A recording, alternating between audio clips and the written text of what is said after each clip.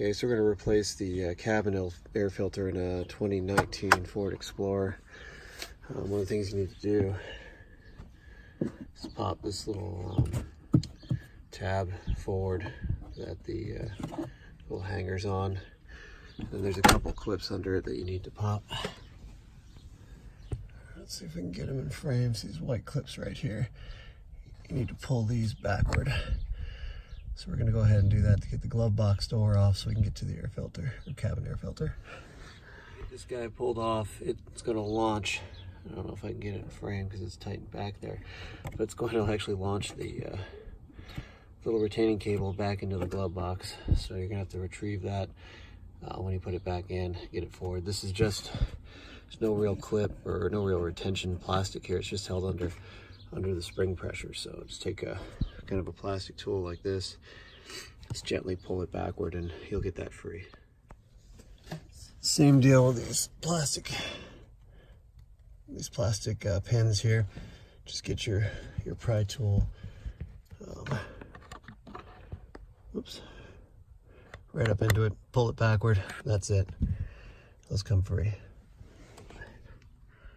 Okay, once you have those two plastic pop clips down below pulled, I believe we're going to push in this corner.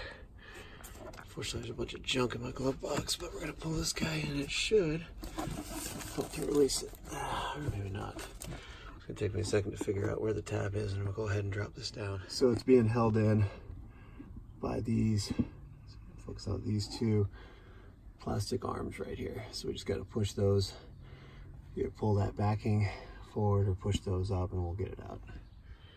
Okay, so the easiest way to get these out is to push these up to get it to clear. Be careful of these, they're not terribly strong. This one's even a little bit buckled, you can tell, and I think that's from factory when they put this thing together. But anyway, cabin air filter covers right here. There's a couple clips on either side. It's kind of hard to get to. I may need my pry tool, but that comes out and we'll replace the filter. Okay, quick tip if you're struggling to get this cover off, push down on the corner and it'll give you, I may have to do it with two hands, but this little tab's kind of a pain to get out. If you push down and then pull it out, it'll free up. So just a quick tip, because you really can't get any kind of tool to pop it out. Get this guy off. There's a little more room here. Same deal with this one. Oh, there we go. And it's off. You pretty much just have to push down on it and it'll come off. So there's your air filter, or your cabin air filter, sorry. And I may have to stick a little pry tool in there to get a hold of it, but pull that out and put everything back. Okay, so we got my new filter in. We're just gonna go ahead and put everything back together, and hopefully, here's that